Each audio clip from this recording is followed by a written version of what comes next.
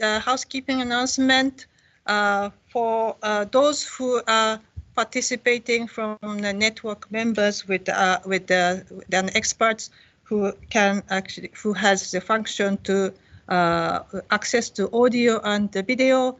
During the question and answer session, you can use the raise hand function to speak directly to the speakers or post the questions at the comment box during the session.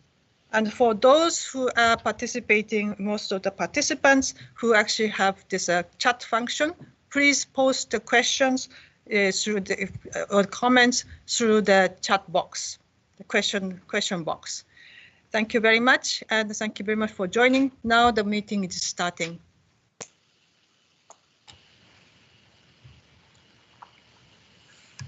Okay. A very warm welcome and good afternoon from Incheon, the Republic of Korea. Thank you for joining us in the 7th Northeast Asia Development Cooperation Forum. I'm Ganbot Basanjao, the head of UN ESCAP East Northeast Asia Office.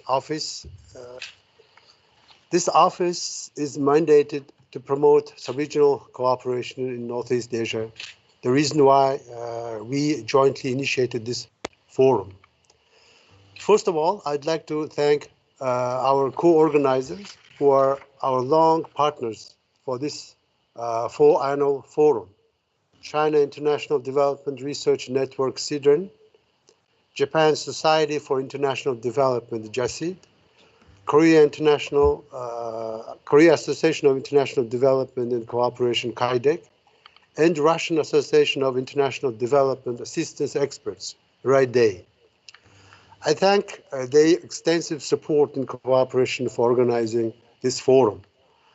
I also thank the Korea International Cooperation Agency, KOICA, for continued support and participation to this forum, as well as Россотрудничество, Russian Agency for International Humanitarian Cooperation. Last but not least, I appreciate the new partnership with ADB PRC Regional Knowledge Sharing Initiative. Let me start with a few key words for this forum. Northeast Asia, development cooperation, COVID-19 pandemic, and building back better. The first two key words, development cooperation in Northeast Asia. Northeast Asia has a special place in the work of ESCAP. Supporting the sustainable development of the member states in the Asia Pacific is our primary task. For Northeast Asia, which is far ahead of many aspects of socioeconomic development, how they help other developing countries is an equally important aspect. 4 countries in the sub-region, China, Japan, Republic of Korea, and the Russian Federation are the major players in development assistance. In the past forums, we have been discussing potential areas of cooperation for more effective delivery of development cooperation. Then comes the third keyword, COVID-19 pandemic. In this forum, we would like to highlight the COVID-19 responses from a broad scope of development cooperation. We saw the help and call for support for pandemic responses going in all directions, north-south, south-south, and south-north. The extensive mutual support among countries in COVID-19 responses is beyond the usual framework of development cooperation. The pandemic shed new light on the role and scope of development cooperation agencies in responding to the global crisis, such as public health emergencies. How would that affect the post-pandemic landscape of the development cooperation in Northeast Asia? As you know, the Northeast Asia was the first hit by the pandemic, but we saw they have moved on and are consolidating their strategies to support developing partners to respond to the pandemic and rebuild the economies. For example, I note that China and Japan pledged in order of $1 billion to help other countries to respond to the pandemic. Russia is providing COVID-related assistance to more than 40 countries. KOICA, Development Cooperation Agency of the Republic of Korea, is implementing a strategy to build resilience against COVID-19 called ABC program, Agenda for Building Resilience in COVID-19 through Development Cooperation. Building resilience through development cooperation, that leads to my last key words, building back better. How can development cooperation drive the rebuilding of a better society and promote more sustainable and inclusive development? Northeast Asian countries' development cooperation, can they take the lead in the renewed emphasis on sustainable development? I'm excited to have the distinguished presenters and panelists today and tomorrow, as well as the interest of many participants around the region. I hope this forum stimulate exchange of various views on development cooperation of Northeast Asian countries. I invite everyone for active participation in the discussion. On this note, I would like to invite Professor Hok-Joo Kwon, the president of KAIDEC, to moderate the session further on. Okay, thank you very much, the Kanbolt Pasanyav, head of ESCAP, and I'm very glad to chair this session, this year's Northeast Asia Development Cooperation Forum 2020. This is a long history we have, collaboration between development experts in Northeast Asian countries. And last year we have a meeting in Japan, and this year, because of COVID, we have to make this conference happen through online connections. But I think it will be very exciting conference. So let's begin the sessions. Well, just before, I'd like to express my thanks, East and Northeast Asia office to organize this online conference, and also the Association of Northeast Asian Countries, CIDRN, and JASID, and RAIDAE, and also KAIDEC for participating and contributing this the conference. Okay, this session will be 2 hours, so we will have this workshop until the 5 o'clock in Korean Seoul time, but so you may have a different time zone. But we will have a 2 hours meeting, and we will divide this session into two. The first half will be a panel discussion by different development agencies. Then we will move to the second session, the analysis of experts on the development issues about COVID-19 situations. So let us start the first session. We have three distinguished panelists from KOICA, and also Loso Turin Chestrivo from Russia, and also we participant from ADB. I'd like to first invite the panelist from KOICA, Kim Ji-yoon. Each panelist, I will give you 8 or 10 minutes. So please keep the time. Kim Ji-yoon is Director General, Multilateral Cooperation and Humanitarian Assistance Department, KOICA. So she will explain about the KOICA's response to COVID-19 and also KOICA's policy to come back better to the development cooperation. So, Ms. Kim, please. It's your turn. Yes, thank you. Thank you, moderator. Good morning and good afternoon to everyone. My name is Ji-yoon Kim, as introduced, and today I will talk about the KOICA's response to help the world how to support the COVID-19. KOICA is an agency which has the longest history of providing Korean ODA, and it has also executed humanitarian assistance based on the decision of Ministry of Foreign Affairs of Korea. Korean government and KOICA support for COVID-19 first started from the support to China in the initial stage of outbreak of the disease. Korean government and Korean civil society provided personal protection equipment such as masks and sanitizers and other medical equipment.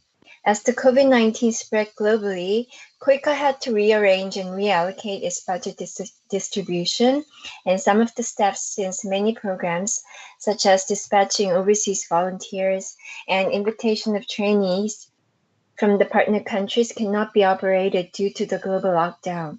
At the same time, since Korea was one of the countries which has successfully controlled the disease in the initial stage, there were many requests from partner countries for humanitarian assistance for COVID-19 response. Therefore, in order to respond to the requests from partner countries and reallocate the budget and staffs to where it is needed most, KOICA has set up a new initiative called ABC Program. ABC Program's full name is Agenda for Building Resilience Against COVID-19 through Development Program. The slogan for ABC Program is Save Life, Save Livelihood, which explains COVID-19 not only affects life, but also affects livelihood of especially the vulnerable peoples. ABC Program is composed of 3 programs. First one is Action on Fragility, which focuses on immediate response to the disease, such as humanitarian assistance, providing PPEs, COVID-19 test kits, and other equipment. Second one is building capacity, which includes training on prevention, detection, and tracking system. Third one is comprehensive cooperation, which focuses on sharing Korean know-hows on responding to COVID-19 to partner countries. Based on this program, KOICA has reallocated more than 10% of its budget to humanitarian assistance program, and every project and programs revise their existing programs to help partner countries to cope with COVID-19. In order to directly respond to COVID-19, KOICA have executed Korean government's humanitarian assistance program by providing test kits, masks and personal protection equipment, and other medical equipment. Also through existing projects in health sectors, we also supported to set up temporary clinics, walk-through clinics, provide medical equipment to major hospitals in partner countries, and also capacity building of experts in the infectious disease area. Along with in-kind support, Korean government has set up knowledge sharing platform, which includes know-hows of various Korean ministries and government agencies to share Korean know-hows in responding to COVID-19 with countries in need. KOICA also supported this platform through providing analysis and summaries of Korean response to the disease. Since ABC Program's another slogan is Save Livelihood, KOICA also put much effort to help partner countries to minimize the socio-economic impacts of COVID-19. Therefore, it has revised its bilateral programs to support adaptation to COVID-19 in every sector. Programs in the agriculture sector focused on food assistance, cash transfer, and providing daily necessities. Programs in education area revised or added components to assist online or on-tag education. Since the negative impact will affect vulnerable peoples the most, KOICA also provided more assistance to refugee camps, minorities, and women and children, and international displaced peoples. Based on the plans of ABC initiatives, every programs of KOICA concentrated on helping partner countries to respond and adapt to KOICA. KOICA also changed its way of working to implement its program, such as providing e-volunteer programs, online training programs, and using virtual meetings and surveys with partner countries. KOICA also has increased its partnership with diverse partners, including civil societies and multilateral agencies. Every year, KOICA runs civil society partnership programs, which amount is more than $60 million. And this civil society program usually focuses more on grassroots programs. which is suitable for supporting vulnerable people as women, children, and migrated people. And they also have strong networks with local NGOs. Because of these characters, partnership with civil societies is more fast, flexible, and local-based compared with bilateral programs. Therefore, in order to quickly respond to the disease and to help vulnerable peoples, KOICA has increased around $10 million to this program this year, only to cope with COVID-19. So KOICA, in cooperation with Korean civil society, launched special programs to respond to COVID-19, which includes activities such as cash transfer, wash campaigns, help women and children to produce cotton masks and soaps, and other daily necessities. Partnership with multilateral agencies also has increased in a very big amount. UN agencies and other regional agencies as African Union had broad working and logistic networks. Moreover, they have broader range of information and expertise in global pandemic. Therefore, Korean government and KOICA expanded this partnership with multilateral agencies such as WHO, UNICEF, WFP, and African Unions. KOICA is also operating a fund for eradication of global disease. So using this fund, KOICA have built a partnership with related international agencies such as Gavi Alliance, Global Fund, and other agencies to increase international alliance to develop vaccines and other research and developments for global epidemic. So through this ABC program, until now, KOICA have supported around $100 million, which covers more than 20 million peoples in over 100 countries. The details of the KOICA's support for COVID-19, you can find in KOICA's website, and it will have a window which is, the name is COVID-19 Information Hub. So you can find the details in this hub. And also, even after the COVID-19, KOICA is planning to continue the ABC program. So because we think this global epidemic will occur more often in the future, and developing countries should build this capacity to maintain their life and livelihoods.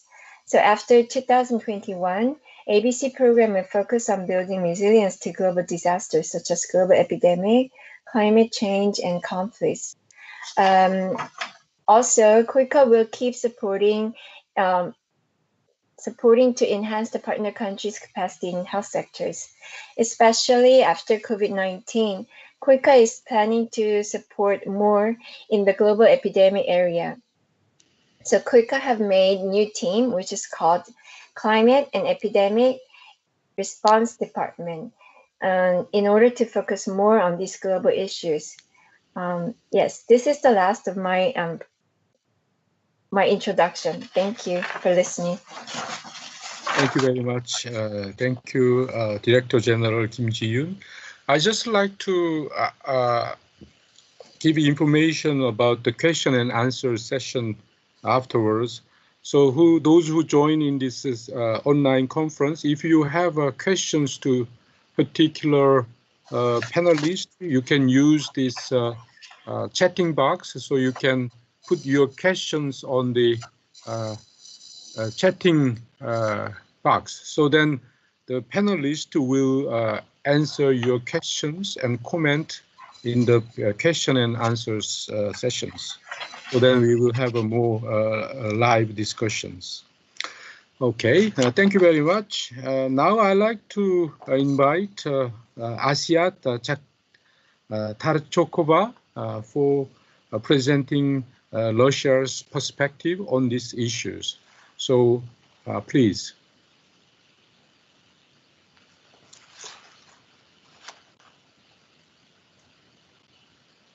Asiat.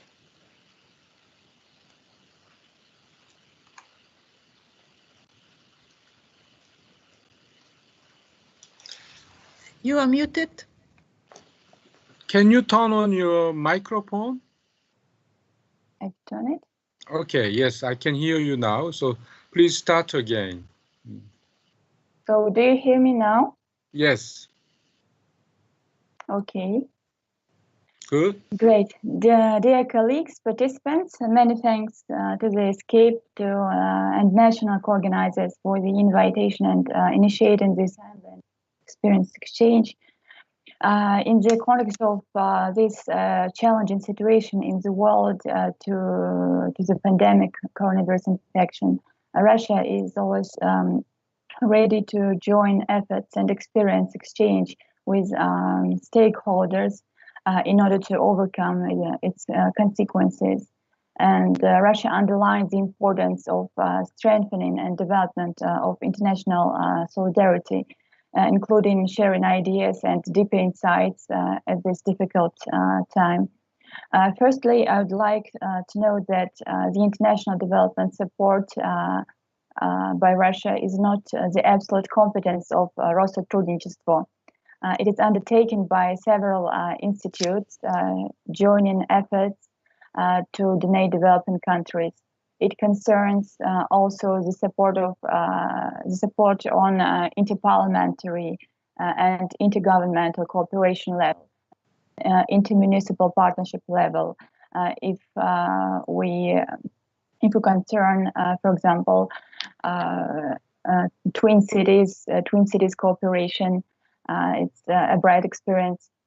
So to show the more complete picture of international development system in Russia, in my report, I'm going to concern the experience and contribution generated by different Russian institutes in cooperation. So since the first days of 2020, Russia and Rospotrebnadzor, the agency that undertakes the duty of international cooperation, with the support of the Russian Foreign Ministry, intensified interaction with foreign countries in order to contact the disease. On the bilateral level, regular contacts have been established on the fight against COVID-19 with more than 20 countries. Then the amount was even larger. The situation is being monitored. Information has been exchanged, and consultations are going on, as well as methodological and technical assistance is provided. Partners in many countries, Russia donated to the partners in many countries the test systems developed by Russia for conducting over than 400,000 for a new coronavirus infection, as well as 50 non-contact thermometers for equipping checkpoints. And in order to strengthen existing cooperation and to form new mechanisms of cooperation in combating epidemics, Russia has also launched work in multilateral formats within the framework of intergovernmental organizations and associations, primarily the CIS, ACO, BRICS, and East Asia Summit. On the most important international areas, Russia's activities consist of providing technical assistance to other nations in combating diseases on both multilateral levels. In this context, priority is given to the CIS region and Shanghai Cooperation Organization, where a variety of programs on the fight against COVID are carried out. So administrative agreements and memorandums of cooperation were signed between Russian Rospotrebnadzor and ministries of health of Armenia, Azerbaijan, Belarus, and other countries. Now, there was prepared a new draft regulation on the supply of foreign partners with test systems for about 1 million research. So it's even getting bigger and enhancing.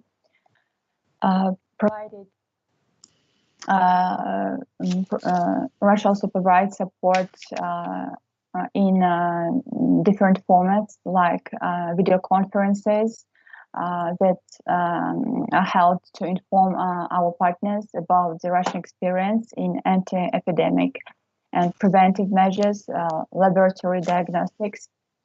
Russia adapted the international development assistance projects that are implemented in this year to combat the infection, in particular within the framework of assistance to the Republic of Guinea and Democratic Republic of the Congo, provided the necessary test systems and personal protective equipment as well. Mobile laboratories were supplied. We're conducting joint research on COVID-19 at the Russian Engineer Science Center. About 14 mobile laboratories were supplied by Rospotrebnadzor within the framework of assistance projects that are currently involved the study of a new coronavirus infection in remote regions like Armenia, Kazakhstan, Kyrgyzstan, Uzbekistan, and other countries. The same laboratories have been operating since 2019 in Vietnam on the basis of the Russian Vietnamese Tropical Center. The established effective cooperation is going on by Rospotrebnadzor with the World Health Organization, and the Russian specialists are included in the WHO missions to China, Tajikistan, Turkmenistan. In recent months, assistance has been provided to such countries as Guatemala, Laos, Peru, Azerbaijan, Costa Rica, South Africa, and in connection with the coronavirus pandemic, Russia received also applications from a total of about 30 African states, as well as from the African Union, requesting assistance in combating the spread of COVID-19. To date, assistance has been provided to the Democratic Republic of the Congo, Djibouti, South Africa, and food supplies have been transferred also to the Union of the Comoros and Madagascar. So the assistance is even enhanced and provided in different various forms. Those are laboratory supplies, personal protective equipment, the exchange of best practices in the treatment of COVID, video conferences, even online, not just live experience exchange. Sometimes it's very effective by using video conferences without sending doctors to the country. Russian military specialists also provide assistance in the fight against COVID and providing disinfection systems, portable laboratories, delivering test systems, and Russia helps in the experts in the helps to their citizens to return to their homeland during this lockdown. It's important to emphasize that it's a difficult period, and food aid continues to be provided also to countries suffering from other disasters. And this year, it's planned to make an annual additional contribution to the UN World Food Programme, and Also, it's about the war regions. Russia helped our Syrian friends. In April, the Ministry of Health of Russia, the Ministry of Health of Syria received artificial lung ventilation devices, test systems, and protective suits. Russian side also provides assistance through international organizations on multilateral level. That's within the framework of the UN Development Program. Russia distributing funds, for example, to the Belarusian partners for the project assistance to the development of Belarus. Thanks to which these funds will be used to purchase express tests and respirators for Minsk. So the experience is growing, and Russia is always ready to exchange this experience, these initiatives, and different projects in order to consolidate our efforts and to make our efforts work in the future. So. I guess that's the finish, and I thank you for listening. Thank you very much. Thank you. Thank you. I'd like to remind the panelists that we have 3 or 4 questions. So when you're listening to other panel members' presentation, you can have a look about the question posted. Then we can come back to answer these questions in the question and the answer sessions.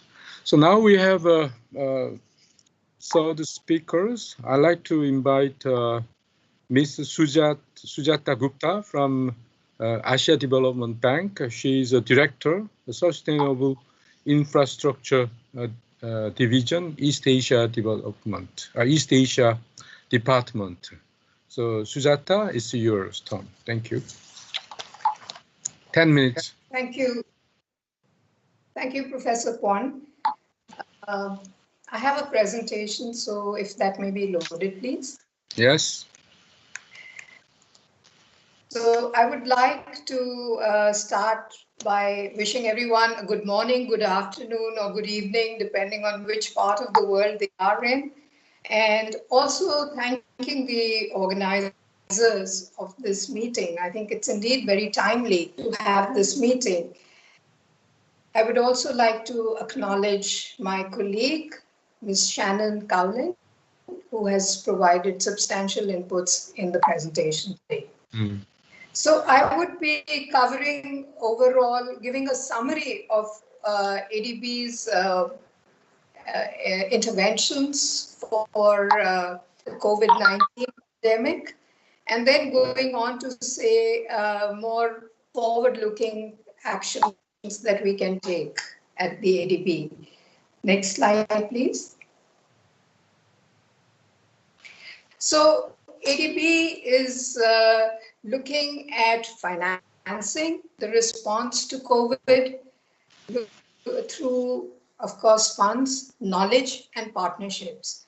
So in March 2020, when it was still an epidemic, ADB committed $6.5 billion US, but in less than a month, that is by 13th of April, this amount was increased to $20 billion US, given the global and the very intense nature of the problem.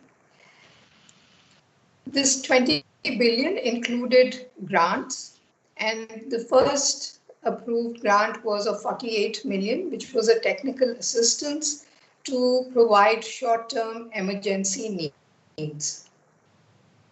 In the short-term interventions, ADB supported protective equipment, health supply testing, and of course, the correct communication. The medium to long-term needs looked at recovery from socio-economic impacts of the COVID pandemic. Next slide, please. This slide provides a overview of what has been done by ADB up to 9th of October. So as you may be aware that ADB has sovereign operations where we work through governments and government entities, and we have non-sovereign operations where we are working with the private sector. Overall, ADB has approved 14 billion of the 20 billion committed. We also developed a new instrument, which was the COVID pandemic response option, or the CIPRO. This enabled ADB to disburse very quickly budgetary support to its developing member countries. And so far we have approved 9.7 billion under this instrument, and 19 countries have benefited from this budgetary support. I think another advantage of ADB's intervention is that we work with partners. So during this crisis, we partnered and we were able to mobilize co-financing for our projects worth 8 billion. And just to give you an example, we provided a range of instruments to the private sector also. So for example, there was working capital given to private companies supplying essential commodities like heating and energy supply. So we are very grateful to our partners who helped us with the co-financing, and we were able to leverage a greater impact such that our total approvals is 22 billion as of last week. Next slide, please. Now, after this summary, I will move into more the infrastructure sector and looking at building back better, looking at the impact. So if we see the first slide, first graph, we can see that in the transport or the aviation sector, there was a big drop in the flights. And this has started recovering, but still way, way below pre-pandemic levels. If you see the next slide on the right, this is the Asia-Pacific urban transport demand. And the yellow line represents private cars, and the blue one represents public transport. So the biggest hit was taken by the public transport. And if you see the recovery that's happening, there is a significantly large increase in walking and driving or private transport. So again, the public sector transport is taking the biggest hit. If we take a look at the energy sector and we look at electricity demand, what the graph shows is from the time of the pandemic striking a particular country, what has been the decline in electricity demand? Number of days since the lockdown began. All countries, the electricity demand is decreasing. And in fact, this is due to reduction in electricity demand in the industrial sector as well as the commercial sector. Residential sector, it has increased, but it could not offset the decline in demand from the other two sectors. China, the PRC has recovered, but it is still below the pre-lockdown period. And the last graph on this slide shows the decline in global energy demand. as a percentage. And if we see, I think what's notable here is during the financial crisis in 2008, 2009, there was a decline in global energy demand, but this one is 7 times the decline in energy demand as during the financial crisis. Next slide, please. So what does this mean for developing countries in particular? There are challenges. So we are shifting to less sustainable transport modes. So as I said earlier, we saw that private modes of transportation are increasing and public are declining. This impacts the financial viability also of the public modes of transportation. In the energy sector, because of lockdown, because of people losing their jobs, utilities were asked to lower their recovery from consumers. So power utilities who are normally not in good financial shape or just about meeting their requirements, they have started having liquidity issues because they've been asked to go slow on their collection from the consumers. Also, countries, developing member countries who are energy producers, because of a decline in global energy demands, are losing revenue, something that they need during this period. They need extra budgetary support, and because of declining energy prices, they're taking a hit in their revenue. Of course, there's a silver lining and benefits to this. The air quality has improved significantly because of lower transport demand, lower energy demand. Because the pressure on the public transport system has decreased, it gives an opportunity to modernize public transport systems. So, for example, there are steps for contactless transport, partly because as a response to the pandemic, but this would make it also more modern and more efficient. What has been seen in the power sector is that conventional forms of of energy generation have been backed down. And the share of renewable energy, clean energy, has increased. So this is a positive. Also, for renewable energy, it's variable in nature. So there was always an apprehension whether the grid, the transmission system, could handle the fluctuation or the variability of renewable energy. But we see that with an increase in renewable energy, in the share of renewable energy, the power systems have demonstrated flexibility. So that's the good news, or the benefits, if we may say so. Next slide, please. So ADB's intervention can be broadly divided into 3 phases. The first phase is the immediate response. Now, the slide indicates time periods, but that's only indicative. So what needs to be done immediately? And here we need to support necessities so that, meet the basic necessities for the population in different countries. Then comes the recovery phase, which is, let's say, once the lockdown has been removed, then how does the economy gradually limp back? This could be up to 1 year. And then comes the medium-term, long-term adaptation phase, where we think of building back better for the long term.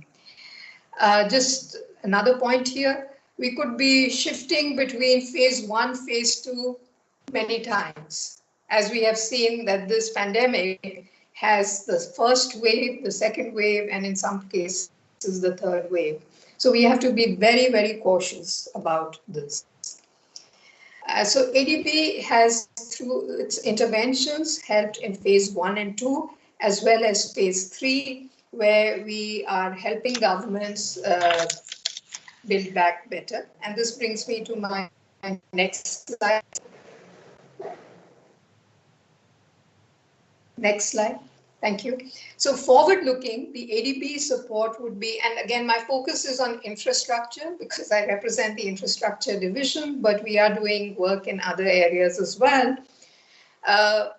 Infrastructure can provide jobs. Many people have lost jobs during this pandemic.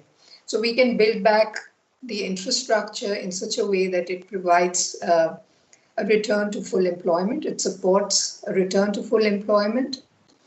And also ensure that the investment requirements meet the requirements of the new normal that we will be under. We all know that we're not going to go back to the pre-COVID world 100%. In terms of how infrastructure can help with health impacts is to look at safe public transport. How to bring back the Sujata, can you finish in 1 minute? Oops, very difficult. Okay, I will try. So I just wanted to say that since this is a Northeast Asia forum, we have done a study where we've looked at a robust or a potential for having an energy supply that is clean and benefits the entire region. Next slide, please. So this is to tap the renewable energy potential in Mongolia and to be used by all the countries in the Northeast Asia region. And so we have done a study on looking at the potential and looking at the feasibility demand in various countries. Next slide, please. And what was the conclusion? That if the renewable energy potential is developed in Mongolia, wind and solar, and it's connected to a grid in the Northeast Asia region, which includes Korea, Japan, China, as well as Russia, then every year, $10 billion US can be saved in reduced generation costs. Next slide, please. However, this is politically very challenging and also technically. So for example, we need to have harmonized regulatory regimes, at least for that Northeast Asia grid. We also have countries who have aspirations to be energy independent. So there are political issues.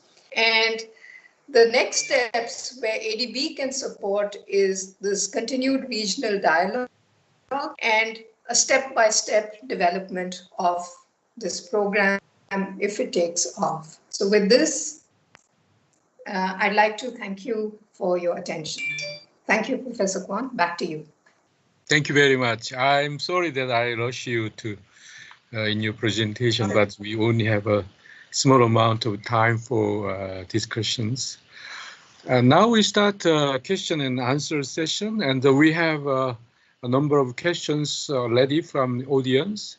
So I'd like to first raise the question to Asiat, our Russian colleague, about the question whether Russian support for the developing country with the COVID-19 situation, do you have any particular regional focus, or you don't have any kind of that?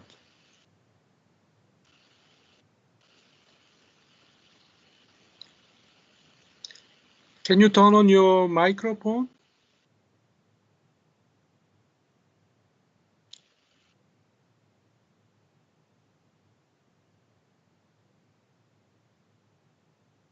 Okay. Do you hear me? So is it okay? Okay. Okay. Do you hear me? Yes. Okay. So, as I've mentioned in my report, in the context of the international cooperation, the priority is given to the CIS region and Shanghai Cooperation Organization, and there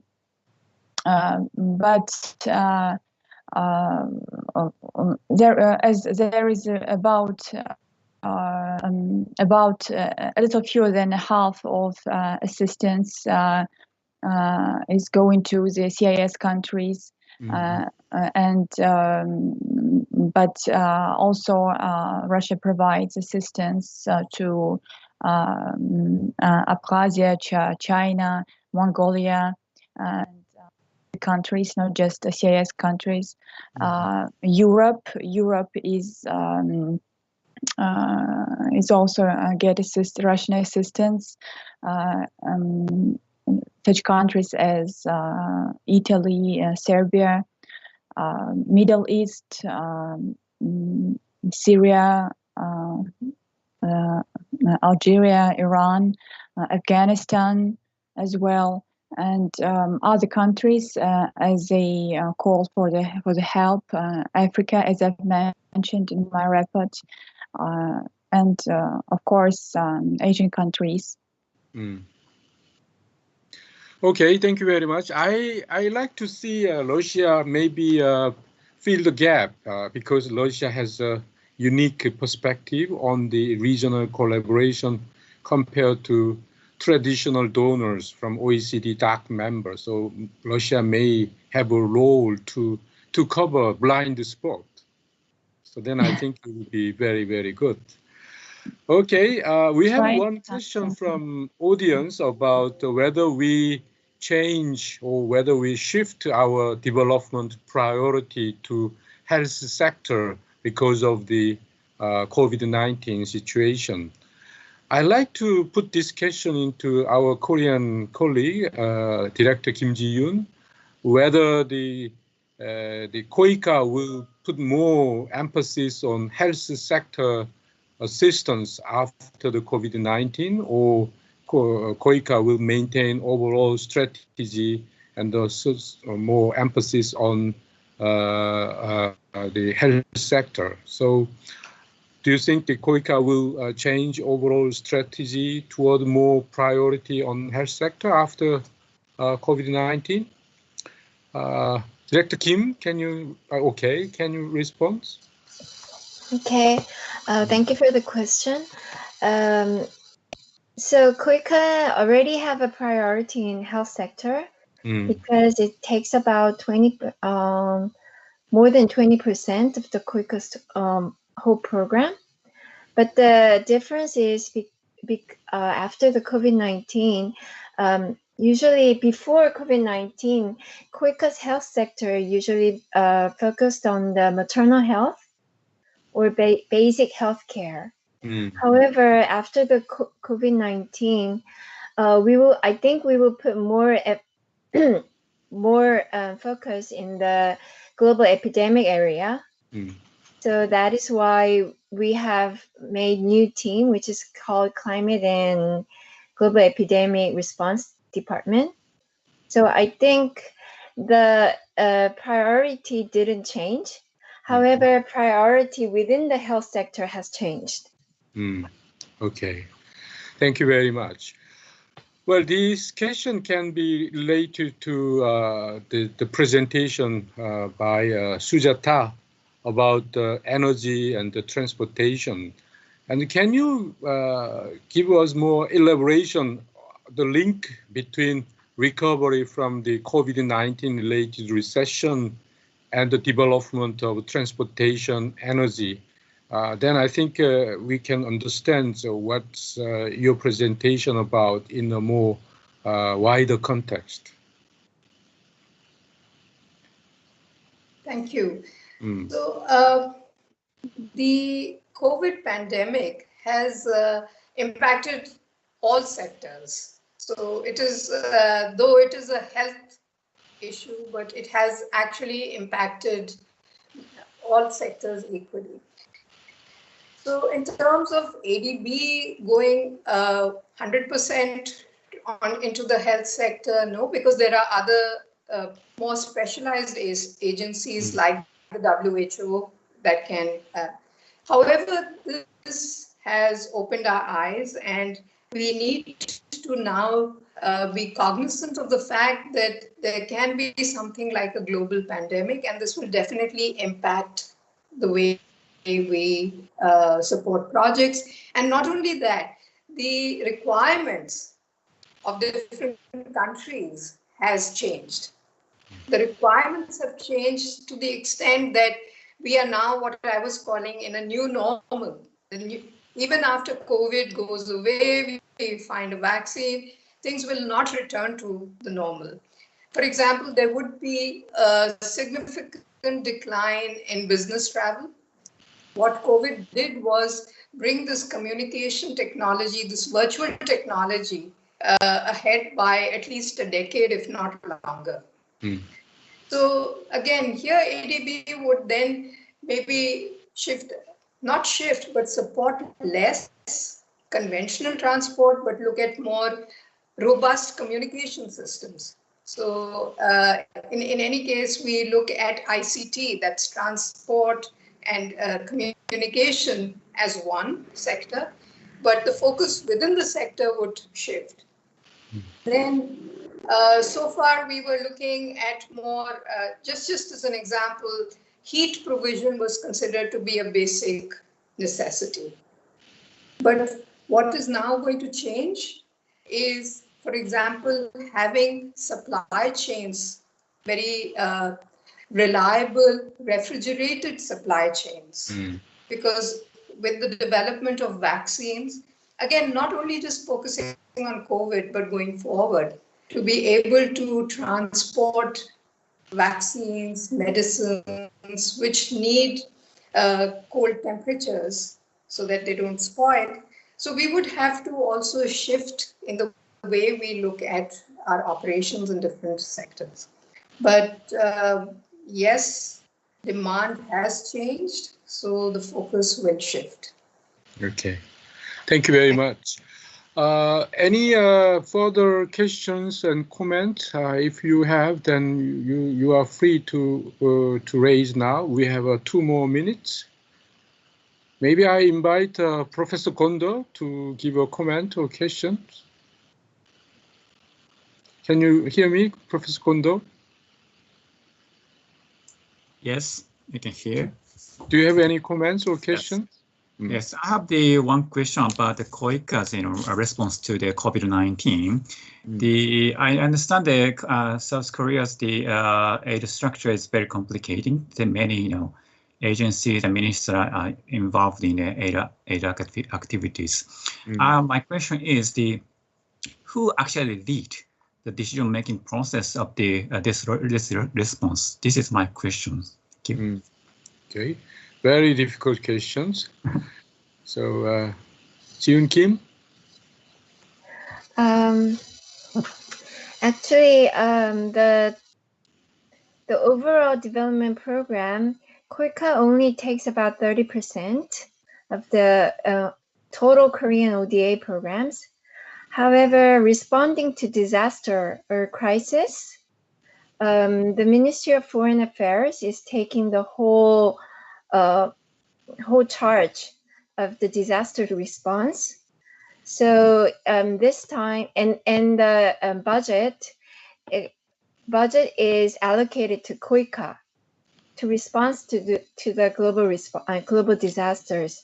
So for COVID-19, Ministry of Foreign Affairs was the overarching ministry who take the whole overall charge of responsibility of this COVID-19, and KOICA was the main executing agencies to respond to the COVID-19. Okay, thank you very much. Well, this is really very interesting, very useful discussion, and I'm very, very happy about how the first half of our session has been going. So thank you very much for panel members. now we move to the second half of our sessions.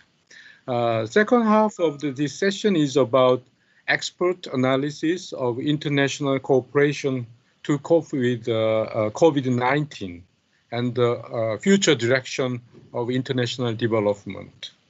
With the lead of East Asia Office, the policy experts from Japan, from Korea, from China has done some studies, and this session we will have an opportunity to see this outcome of these studies. So the first presentation will be by Japanese expert, and the second will be by Chinese experts.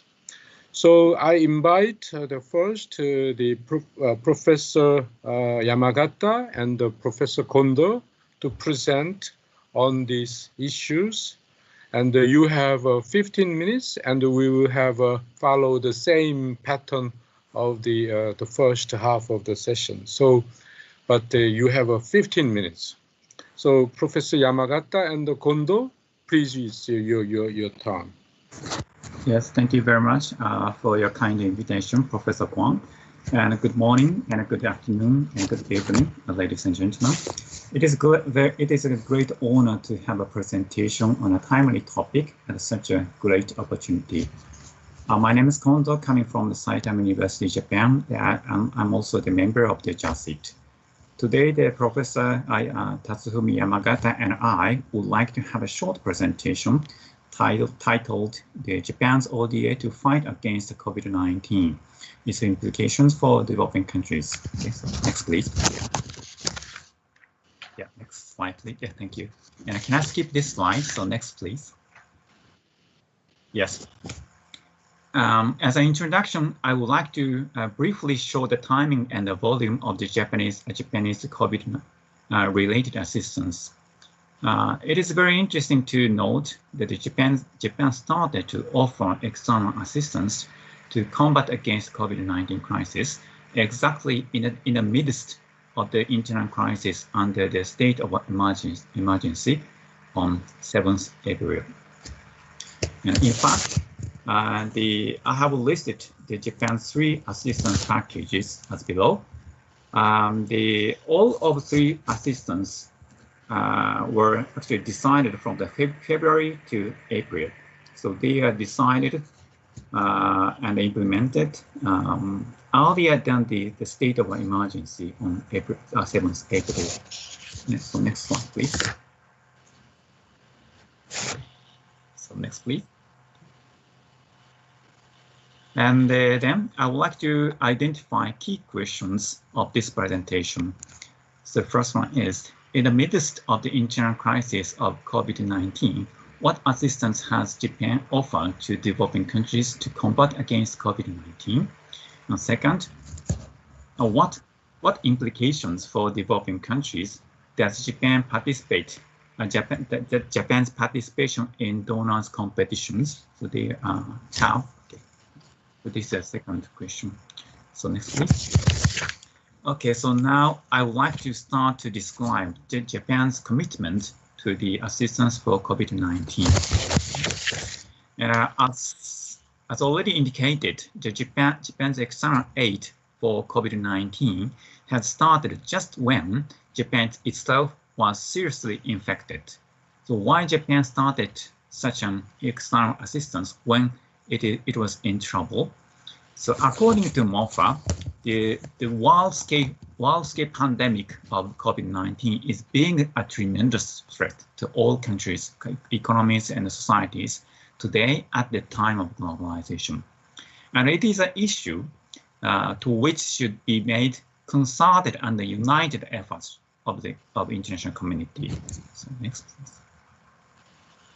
And in particular, the infectious expansion to developing countries where healthcare systems are very fragile should be controlled, since it may be directly linked to the health and the security of the Japanese residents in foreign countries.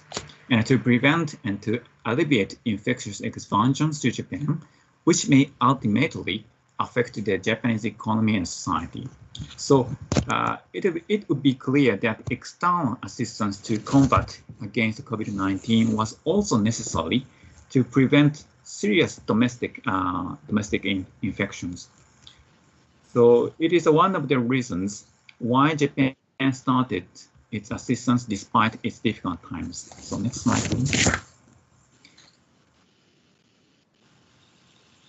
Next slide, please.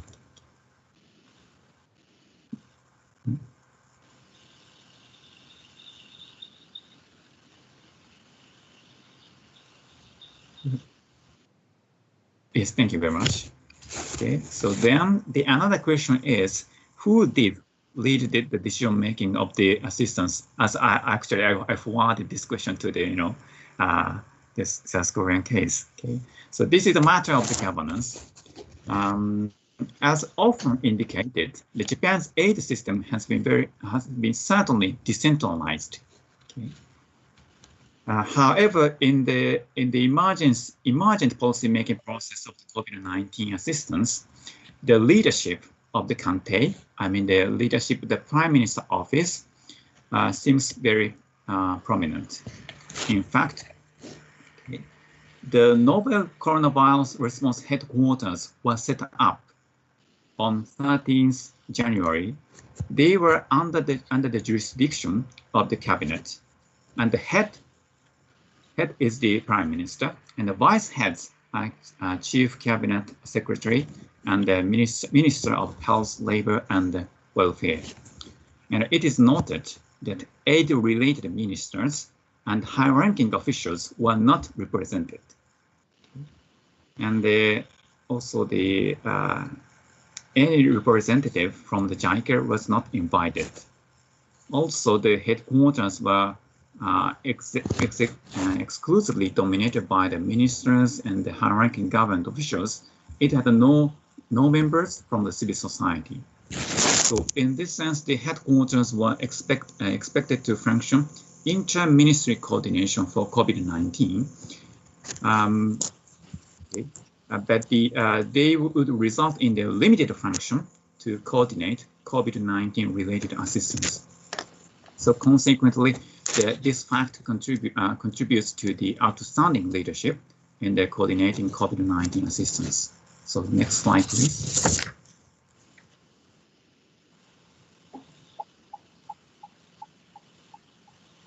Yes. Thank you. Although the assistance to combat against COVID-19 was formulated in a rather centralized manner by the prominent initiative of the cabinet, its implementation mechanism seems still fragmented. This presentation focuses on the major actors, the MOFA and JICA and the Ministry of the Health, Labor and the Welfare. The first, let me look at the MOFA. The Japan has been emphasizing the importance of the multilateralism by reinforcing its coalition with the international community. Okay. Particularly, the Japan released the second COVID-19 emergency response package on 10th of March. And this package includes its contributions for emergency assistance to infected countries by WHO, etc. So next slide, please.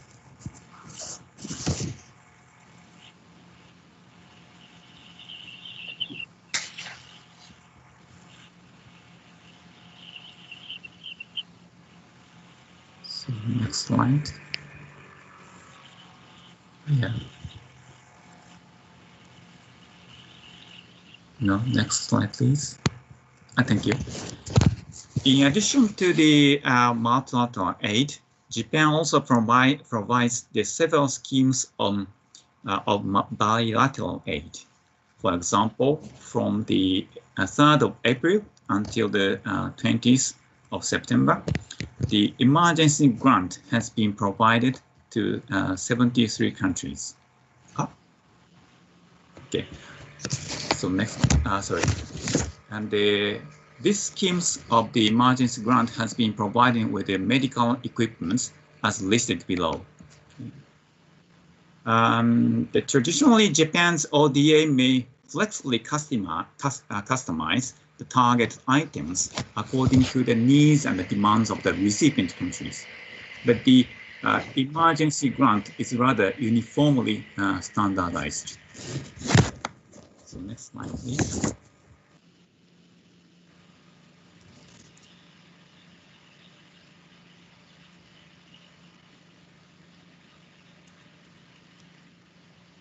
So move to the next slide. Yeah, thank you. And then I would like to look at the JICA's approach to COVID-19. Okay. After the outbreak of the COVID-19, JICA did, okay.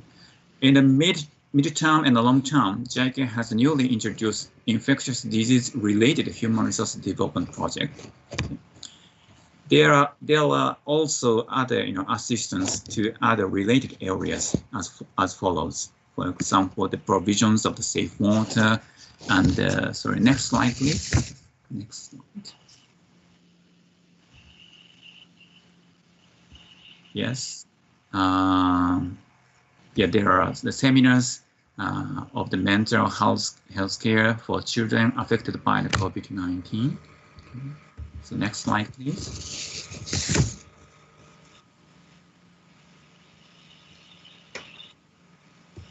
Yeah, and there are other areas like this. So next slide, please.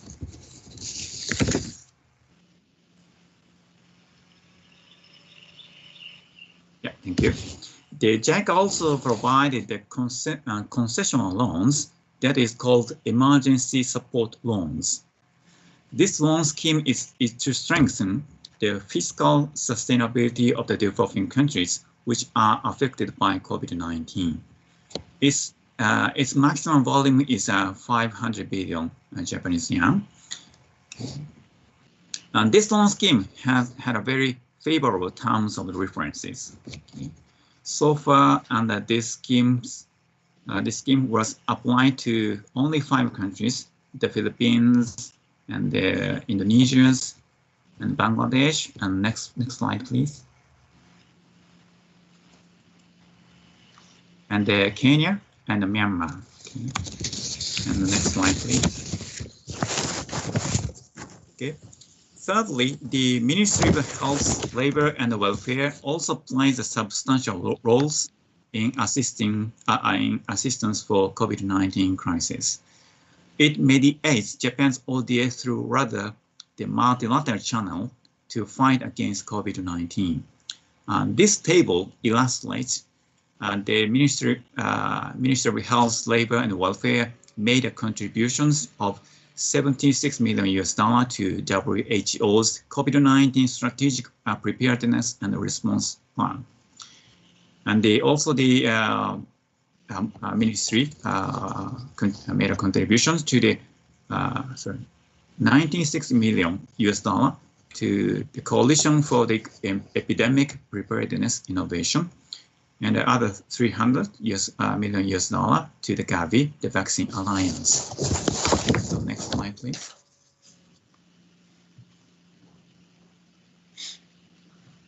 Yeah, thank you.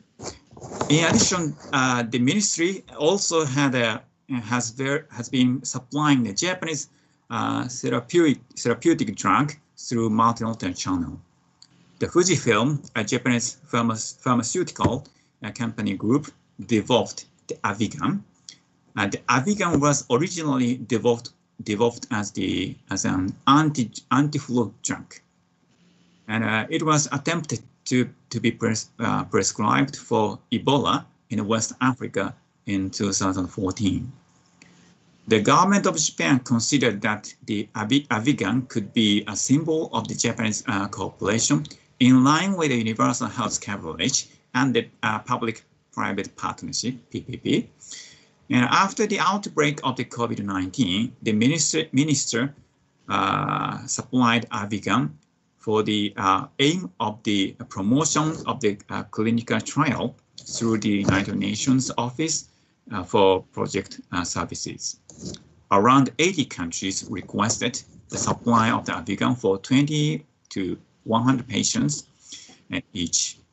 So $1 million is secured for this clinical trial. So That's it for the Yamagata Sensei, please. Hello, this is Professor Yamagata. I will take over Professor Kondo's presentation.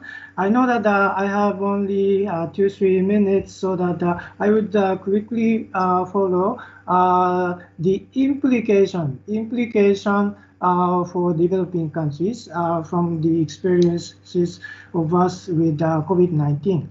That is about vaccine supply. Then, in my mind, there are two types of vaccine supply, single country supply and the multilateral supply. Basically, China, Russia takes a single country supply approach. Then multilateral supply approach is about the UN and other multilateral donors approach, which is known as a COVAX facility. You may know that around a week ago, China stated that it decided to work with COVAX. It's a good news, so that this way of understanding need not to be clear-cut. But the COVAX facility work with the WHO, CEPI, Gavi, which were discussed before. Then Japan also contribute to COVAX facility. Then a COVAX facility has two functions. Number one, supply funding to invention.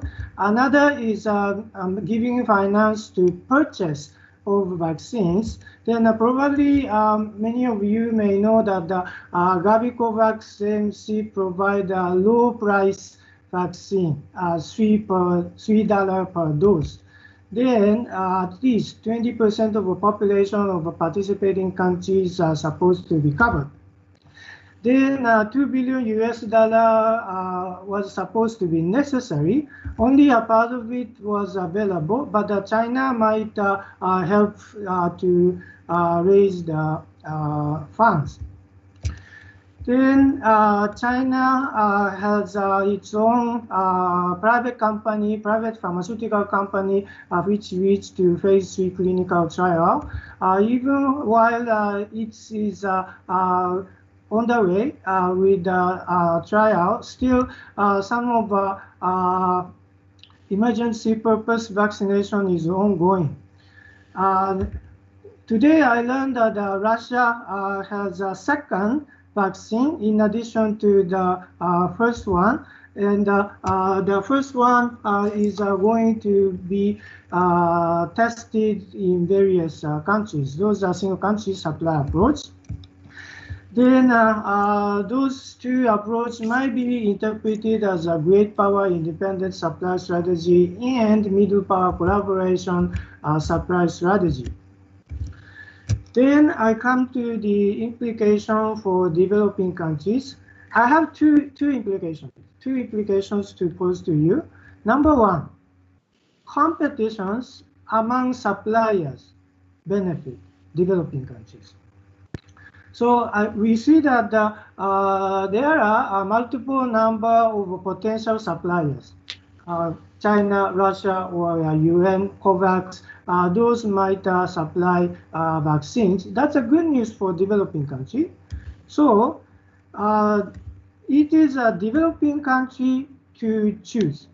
It's a recipient country to choose one of them, the best one, among those available. Then there are four fronts in terms of competition. My point is that there are four attributes of one vaccine: speed, efficacy, safety, and price. Some vaccines arrive very fast. Then some vaccine has a high efficacy, high safety, or high or low price. Then again, it is recipient country choose which aspects to be prioritized. The efficacy could be compromised if not only the first dose, but also second dose will be given. But the safety can't be compromised. for many countries, I guess. So basically, those message we'd like to give you. This is a summary, and there was one question whether or not the policy of Japan continue under the new administration led by new Prime Minister Yoshihide Suga. We think that basically new administration takes over the approach of previous administration. That's the end of my presentation, and this presentation material will be posted after this forum is over at the website of ESCAP. Thank you very much. Okay, thank you very much. Thank you very much, Professor Kondo and Professor Yamagata. They were very, very interesting presentations. Okay, so now we will move to Professor Lee Xiaoyun, Distinguished Professor, China Agricultural University. So it's yours. Professor Lee, can you hear me? Hello. Okay. Hello, Professor Kwang. Hello. Yeah, Professor Lee. Diana-chan. Just, yes, Chuan Hong. I don't know how to change my name here. So I just use the name Diana, my English name, so you can call me Diana. And thank you for this kind invitation. Professor Lee just got emergency. He needs to fly to his village in Yunnan. He left in the noon, so it's really an emergency for him. And he asked me to represent on his behalf today. And different from the previous speakers, you know, our presentation will be very, macro, and we try to explain how COVID-19 will reshape development cooperation landscape and its implications for the Northeast Asia countries. And I just started, I will start from some historical background. As we all know, development cooperation originated from the United States. You know, for the first time, actually, if we trace long-term back, probably from the UK and even some Western European countries to help its colonies to develop themselves. But if we think about the modern development cooperation, we see it can be traced to the US when President Truman announced the US would provide development cooperation, that's official development aid to Europe. By then, we see actually development cooperation was very much politically oriented and focusing on more infrastructure without much on develop or democracy promotion on those kind of things. But it certainly got its political purpose for the US, I think, to prevent Russia's or Soviet Union's progress toward Western Europe. And then when the Cold War came, we say it's become more political and ideological. But after the end of the Cold War, we see international development cooperation has entered a golden age. We see the geopolitical instrumentality of development cooperation has decreased, and the convergence of different interests could be observed. And then the new global consensus for development cooperation is poverty elevation, especially after 1990s, when different countries, different stakeholders gather together to discuss how to solve the problem of global poverty. We can see this from the MDGs. And by doing this, we see the tensions between the North and the South has been eased, and also the rise of different actors like the global North. We see the poor in the North, and the global South. That means we also have we could also see the rich in the South, and emerging economies like the BRICS countries. And we also see some private actors, enterprises also participated in development cooperation, NGOs, philanthropic organizations.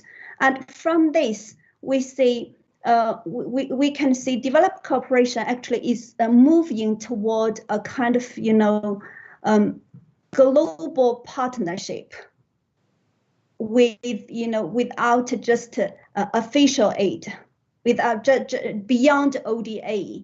We have something like OOF, other official flows, and also the narratives toward the effective of aid has moved from aid effectiveness to development effectiveness, started to emphasize the ownership of developing countries. So its aid is not just the responsibility of aid providers, but also is the accountability of recipient countries. And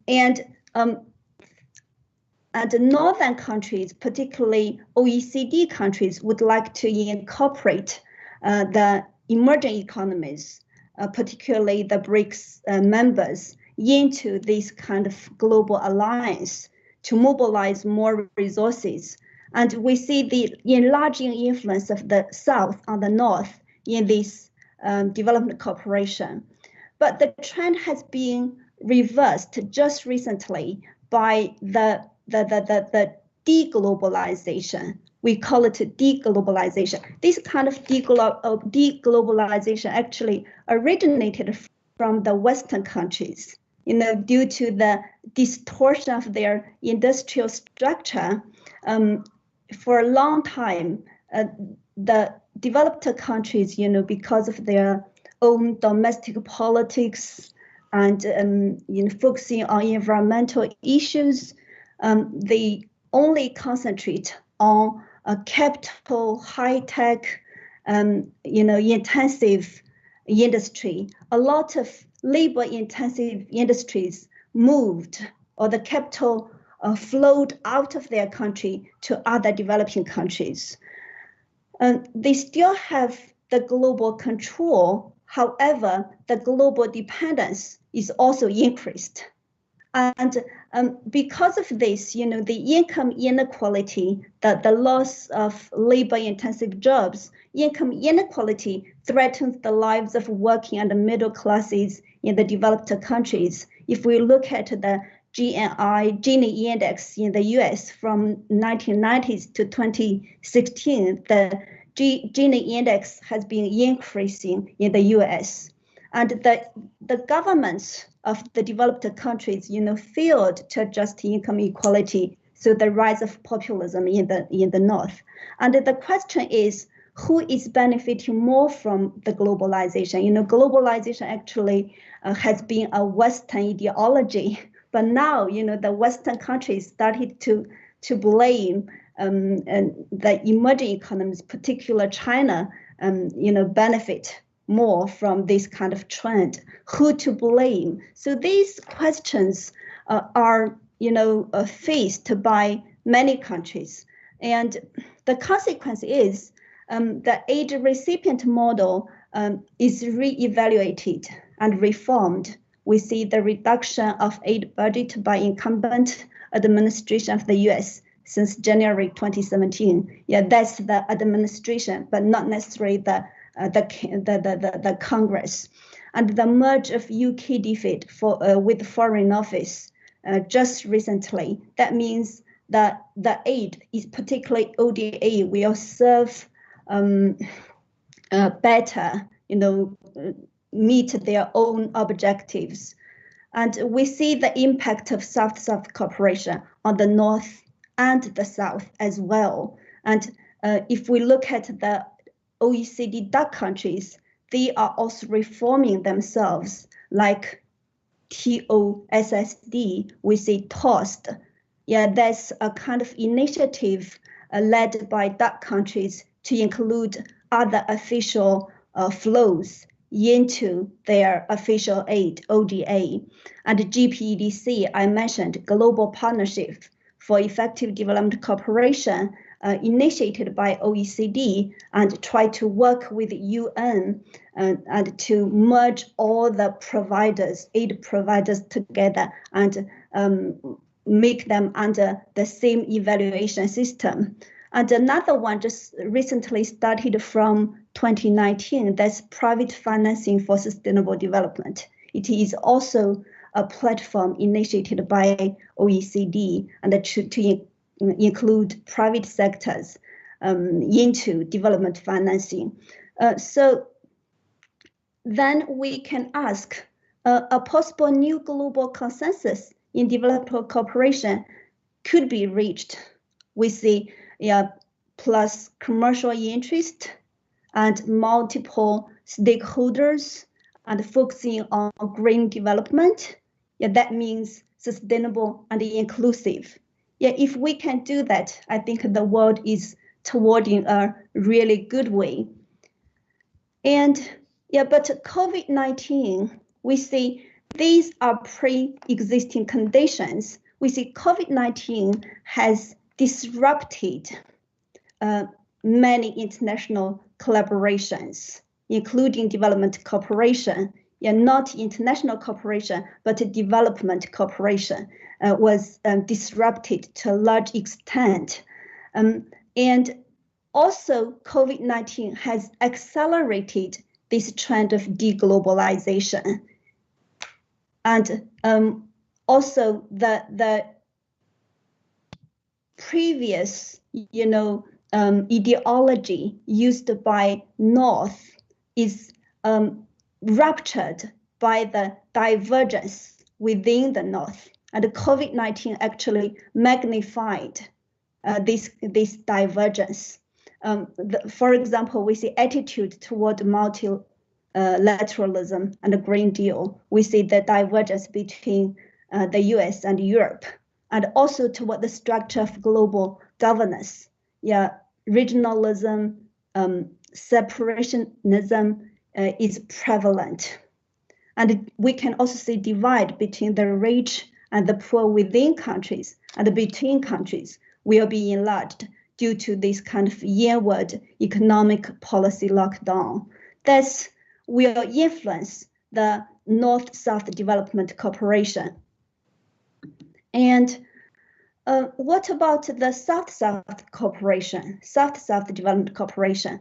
We see COVID-19 impacts economic development and further influence their potential financial capacity of southern countries. BRICS countries included, emerging economies included. If we look at Brazil, actually Brazil's economy is demerging, it's not emerging at all. And also tension between China and the US will likely affect the relations between southern countries, harming the solidarity of the southern countries. Even China would like to provide aid to these southern countries. Because of this tension, China-US tension, they need to take sides to see whether they can accept China's aid. And the rise of nationalism in the South may also affect the willingness and effectiveness of South-South cooperation. We see South-South cooperation, used to be based on political solidarity, but in last few years, it was depoliticized because, all these South-South cooperation providers advertise non-interference and non-conditionality. But now, because of the change of this international environment, climate change, the political climate change, we see it is re-politicized. So as a development cooperation modality, the difference between South-South cooperation and North-South cooperation can be blurred. We see South-North cooperation will join as a new model of development cooperation. We mentioned last time, Mongolia provided a shape to China if we look at this region. And that for trilateral cooperation, it is a new model. It is a new model, try to incorporate one developed country, two developing countries, something like China, UK, and Africa. It used to be a very successful model and very innovative and a successful model. I did my research in a case in Tanzania, and it played a very important role in knowledge sharing. For Chinese infrastructure project sponsored by the World Bank in Tanzania, it needs to meet the standards of World Bank. And of course, the local standards is not Chinese standards, and it enhanced the mutual learning. China learned from the World Bank, and the World Bank learned Chinese efficiency in implementing these infrastructure projects. Professor Zhang, you yes. have 2 minutes. Okay. Okay. So, So we see trilateral development cooperation will become difficult because of this COVID-19. And if we look at the new landscape of development cooperation, we see COVID-19 will definitely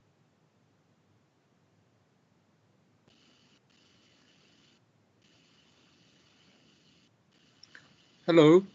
Countries rely on themselves or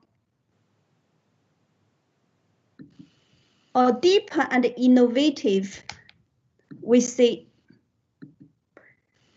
development cooperation modality. Should we think about trilateral cooperation, North-North cooperation, South-North cooperation, third-party market cooperation, or going back to growth-led development cooperation, global public goods provisions? All these are different modalities I think we need to think about, reflect on. And human security will be the new focus on post-pandemic development cooperation. And the implications for Northeast Asian countries, for first thing, I think experiences and knowledge sharing in fighting against COVID-19 is extremely important. And we can see China's experiences control the pandemic without large-scale lockdown through massive testing, tracing the origin. And if we follow the news of Qingdao, Qingdao just had the second wave, the so-called second wave. Actually, we tested 9 million people. That means the whole citizen of Qingdao were tested, but only 12 cases were found. That's before the mass testing. It's a very effective way, but it's very expensive as well. And the social service provision, food, health, education, housing, and other logistics, and the social mobilization, community participation, volunteers, street level administrators, and strong coordination and leadership. We call it one province, one city in Hubei during the first outbreak of COVID-19 in Hubei, and also focusing on production of medical and infrastructure supplies. And effective Build Back Better measures with the resumption of production during the lockdown period, keeping alert all the time. And the latest data on China's foreign trade shows that, in the previous 3 quarters, China's foreign trade, export plus import, increased by 0.7% compared to last year. So it's really a good sign. That means these measures are really effective. And during the national holiday, that means from October 1st to October 8th, 7.05 million people traveled, not people times traveled, and generated 583.6 billion RMB, increased by 11 0.9% and 13.99% from 2016. So, and this shows how crowded China was during the 8-day holiday. And we can see that China's economy is recovering and actively participated in international collaboration. We see bilateral aid. China provided anti-pandemic aid to 150 countries. Some data says 200 countries. And multilateral aid to 4 international organizations. Yeah, China just signed agreement with Gavi and officially joined COVAX on October 8th, focusing on producing the vaccine. You know, yeah, we have vaccine, developed vaccine is one thing, but how to produce at a massive, large scale is another thing. And China also joined G20 countries for debt relief to the poorest countries, and also promised to make China carbon neutral by 2060. And for the region as a whole, we see COVID-19 sparked new challenges and opportunities for Northeast Asian countries in terms of both capacity and modality. We see neighbors. Neighbors are really important, are easily affected by each other, but the neighbors are easily affected by new geopolitical tension, and the economic relations between this region is getting very sophisticated. And Northeast Asia countries, we see we have 2 OECD DAC members, 2 emerging economies, have a lot to fill the gap of the existing international development knowledge. We have developmental state, and also we have economic growth-led development, and focusing on infrastructure versus the good governance, democracy, human rights, development, intervention modalities. We see it is more pragmatic. And think tanks from Northeast Asian countries should work together to explore the experiences and lessons of the region. The government certainly, I think, need to have one voice. And there's a huge potential. Anyway, we see there's a huge potential for the region to work together for better development of itself and the rest of the world. And anyway, we need to have an open and a new mentality to have a effective development cooperation. Thank you. Thank you very much. Okay, so we learned a lot from 2 excellent presentations. So now we move to question and answers sessions. We already have some very, very interesting questions. Maybe I first ask Japanese experts, Professor Kondo and Professor Yamagata, about the question, the Japanese the loan practice during the pandemic to support developing countries. But one question is that whether there is a risk this increase of loan will be debt crisis in the future. So can you answer that question first? Who is coming? Dr. Professor Kondo, you? To answer, to respond to the question, yes. Just a moment. Okay. Okay, so thank you very much for very interesting questions. I think in my understanding, the financial sustainability may be diverse according to the economic and the financial conditions of the individual countries. So suddenly the global economic condition is getting worse. So I think this kind of concerns should be carefully examined. But I'm also wondering if the DAC can denounce the loans monolithically. As already mentioned, the financial sustainability might be quite diverse according to the country's situations. Also, I would like to explain the Japanese the emergency support loan schemes because as already explained, it is very favorable. It has very favorable terms of references. For example, its interest rate is 0.01%, and the maturity period is 15 years, 15 years, and the grace period is 4 years. Also, the loans for the Myanmar, loans for Myanmar is, its terms of reference is, very favorable. For example, its maturity period is as many as 40 years, and the grace period is 10 years. So I think this scheme is very, carefully, defined, carefully, considered the difficult situation of the current developing countries. Okay, that's it from myself. Okay, Professor Yamagata, anything to add? Yes. Firstly, the person asking the question wonder whether grant is available or not. But in fact, it is easy to mobilize loan because grant comes from taxation, but the loan is handled by the Ministry of Finance. And for the speed of mobilization at this occasion with the COVID-19, loan has its value. That's one thing. Another is debt forgiveness. As Professor Chan also mentioned, G20 jointly made a decision on debt forgiveness, so that even though loan is obviously supposed to be paid back, but according to the situation, debt forgiveness is also considered. Then, as long as default is linked with any other conditions, such as administration of infrastructure of a recipient country, there will be,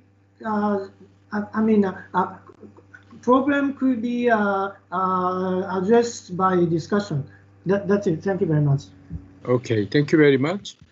We have two questions toward Professor Chang about China's development assistance.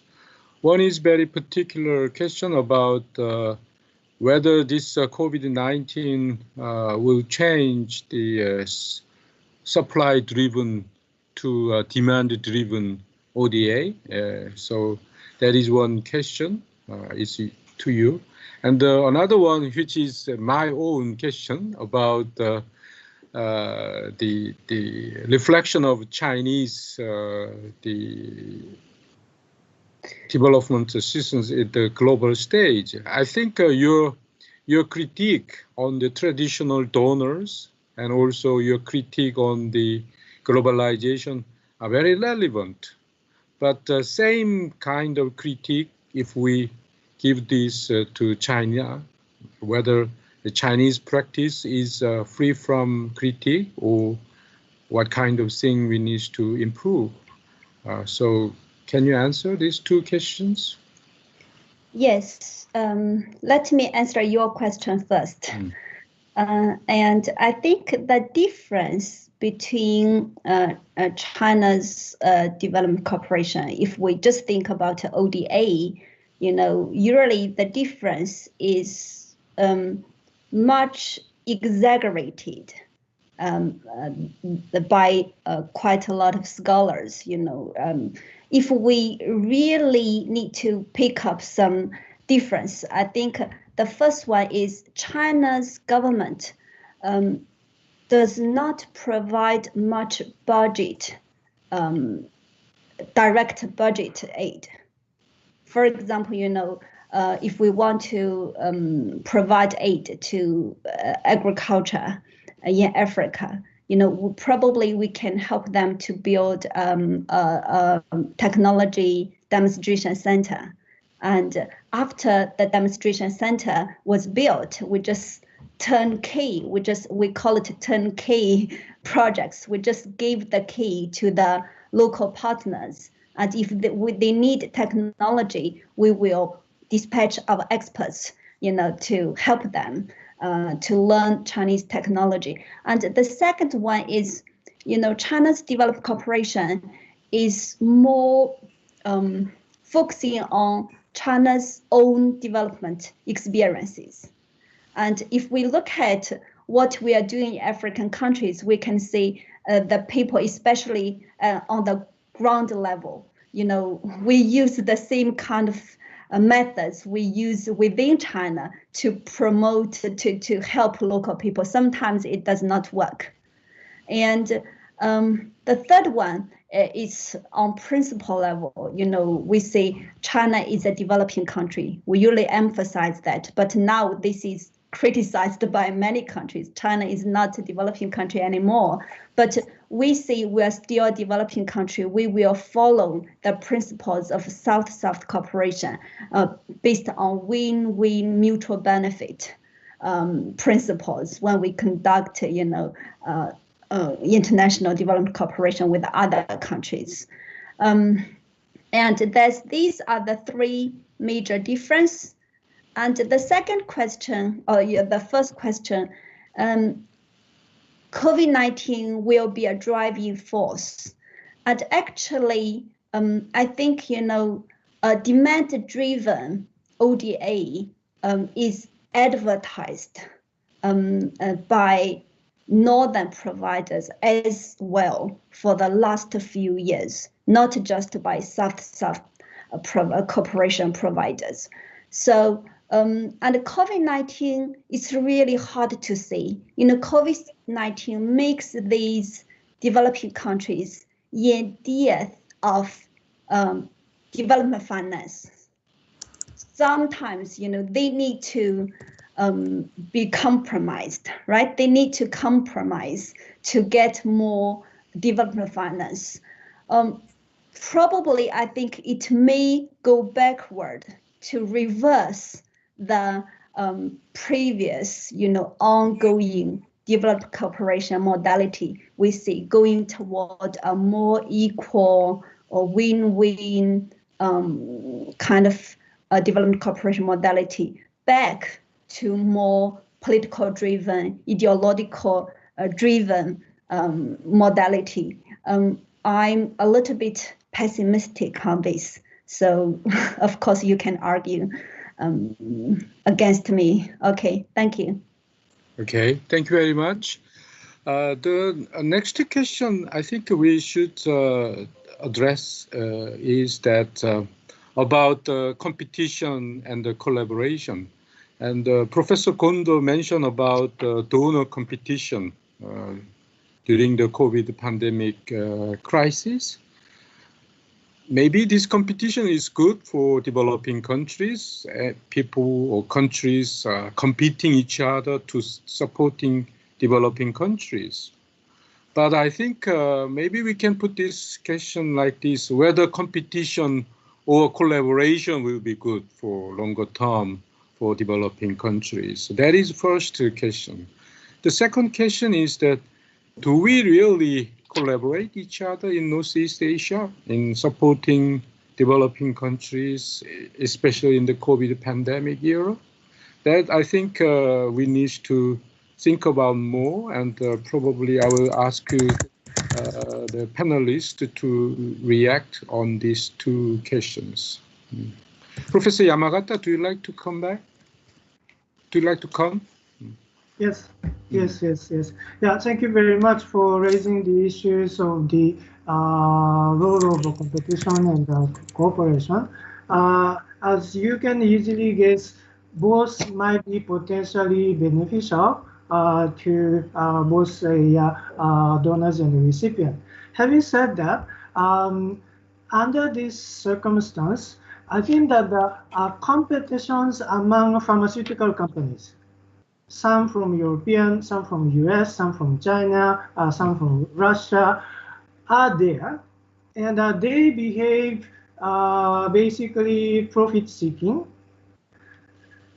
In the meantime, there are bilateral governments as well as multilateral actors. So my point is that the multilateral actors and the bilateral governments should handle the competitions among private companies to optimize the combination or all those aggregation the most benefiting for people in need. So that I think competition can be avoided as long as innovation of a vaccine conducted by basically pharmaceutical company, in addition to some public institutions such as the University of Oxford. So that I think that we need to handle both competition and collaboration in a wise way. Thank you very much. Okay. Professor Kondo, would you like to respond? Yes, yes, I would like to add one thing. Whether the countries can really cooperate to each other or not. I think probably whether the countries can cooperate to each other highly depends on the incentives of the mechanism of the cooperation can offer.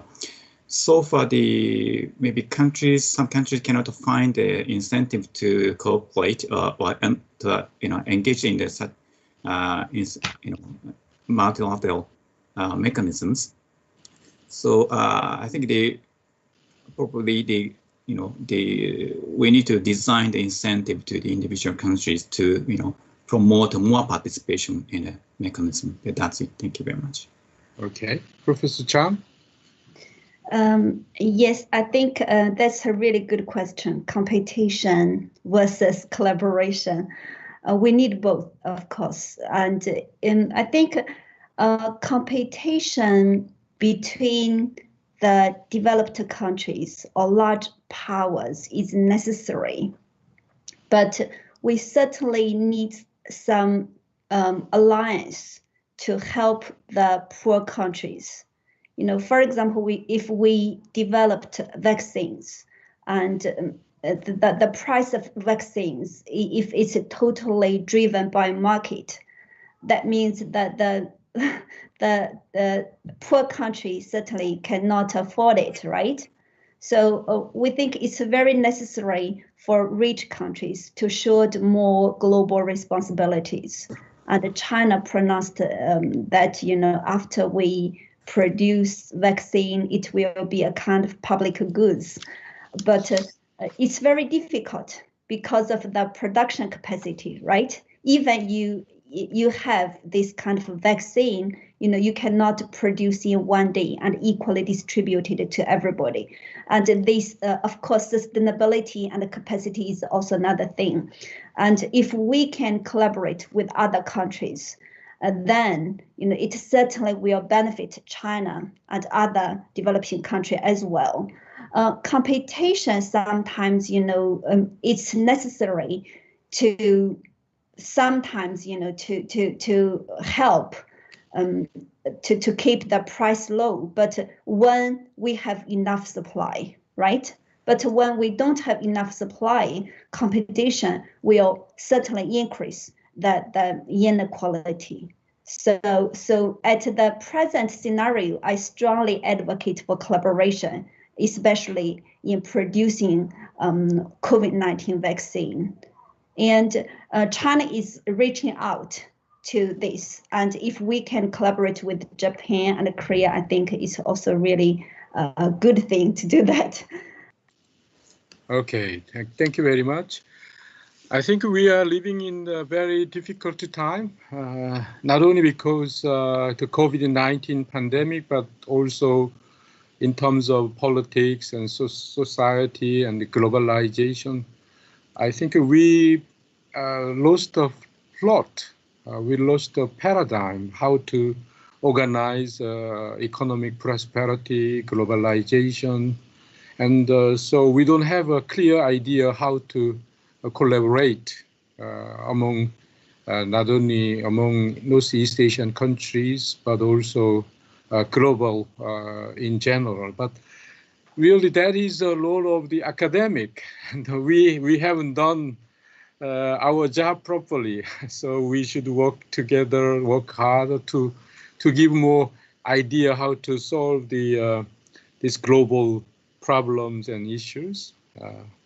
Well, but one very good thing is that our collaboration among Northeast Asian Development Association have been working well, and this is one very good basis.